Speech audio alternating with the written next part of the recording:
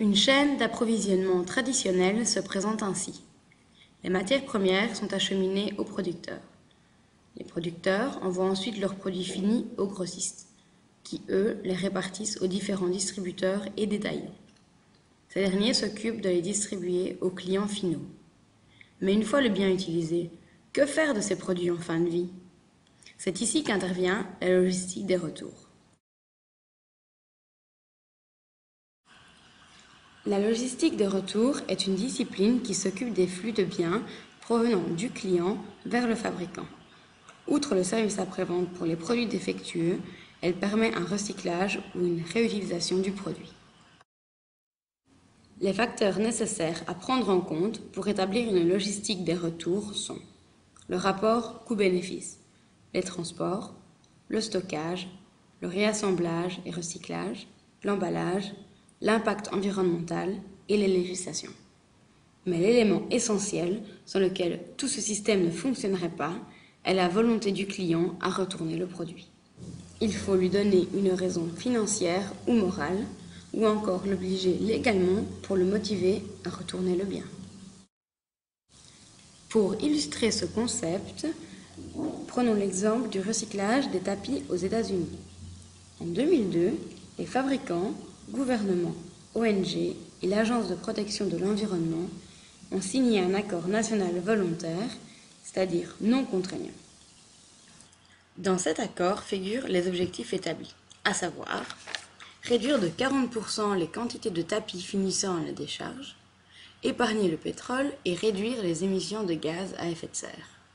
De plus, un réseau pour la collecte de tapis usagés a été mis sur pied. Un an après, on peut déjà constater des résultats positifs. L'impact environnemental des tapis ont diminué, les consommations de ressources et d'énergie aussi, et les quantités recyclées augmentent. Les facteurs clés de ce succès sont l'intervention autant des gouvernements que des entreprises pour mettre en place le programme, on dispose des infrastructures nécessaires à la récolte des tapis, un système de codage des produits a été mis en place pour faciliter le tri, et la conception des produits a été repensée pour permettre un recyclage plus facile. La boucle du recyclage du tapis comprend plusieurs intervenants. La chaîne inversée commence avec les installateurs et les collecteurs qui récupèrent les vieux tapis chez les clients et les rapportent aux revendeurs. L'unité de traitement les rassemble et les déchiquette et trie les différents matériaux. Ces matériaux sont ensuite envoyés à l'unité de recyclage qui va les recycler en résine et les fabricants achèteront la résine comme matière première.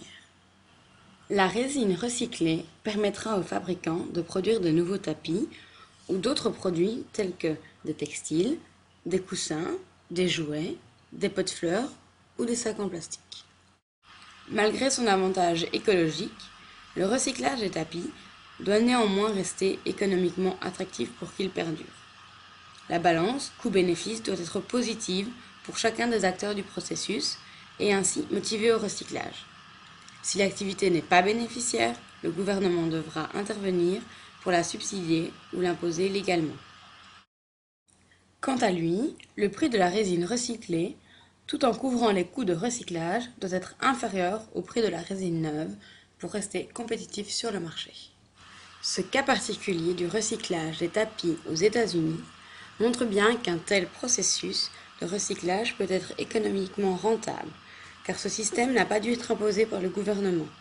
Ces mesures ont été instaurées par des entreprises pour améliorer leur image, répondre aux attentes des clients, améliorer leur rentabilité et anticiper une future législation environnementale.